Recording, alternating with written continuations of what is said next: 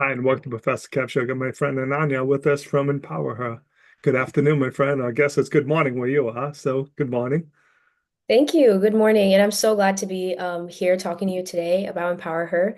It's truly an honor, and I'm super excited to have this conversation with you today. Thank you. Awesome, thanks. That's kind. So we'll start at the beginning. Why'd you start Empower Her? Yeah, definitely. So, my freshman year, I joined my high school's robotics team, and I noticed that I was one of the very few girls on the team. And when I tried to encourage some of my friends to join, they were like, "Oh no, that's something that boys do. Like, I don't know if I would fit in." And I noticed that I was getting a lot of comments like that from a lot of my friends. If I try to encourage them to, get involved in a business course or do something like that, a lot of times they didn't feel comfortable because they weren't sure if they could succeed because they were girls. And that's when I really noticed that there was this barrier of gender when it came to certain fields.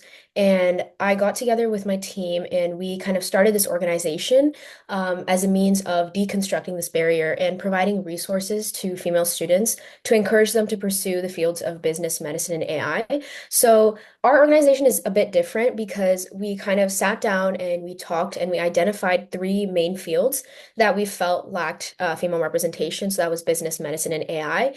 And through specializing our organization this way, we kind of have like distinct pathways that we kind of, we have our curriculum around that, we have our workshops around that, we have our events around that. And I think that kind of allows us to have this really like clear pathway of what resources we provide for students who are interested in those fields. So that's kind of what we do. That's kind of how we started. It's just really our initiative is to kind of remove that barrier of gender when it comes to these fields. And we also want to equip students with the motivation, the perseverance, and the passion to do that in their communities as well. So we are a large organization, and we're just hoping to spread educational resources and motivation and perseverance in these fields. How's it been going so far?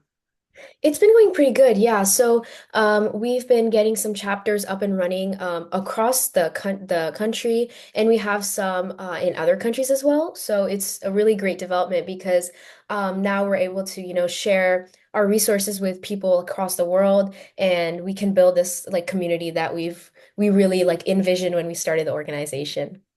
Leads into my final question, crystal ball time. What are you hoping to accomplish in the future?